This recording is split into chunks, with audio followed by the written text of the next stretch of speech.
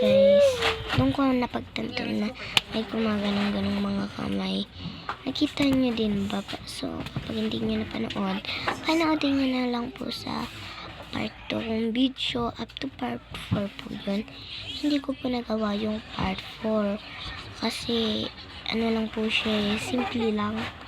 So, nakala ko dun talagang walang ano. Siyempre, talagang ganun yung kamay namin. Hindi ko yung kamay, promise. Nakaganito yung kamay ko. And, nakaganyan lang. So, kapag ako naman po yun, talaga siya. Ayan. Hindi ko po ginanon yung kamay ko, tapos ginanon ko lang. Hindi ko po talaga ginanon. Opo.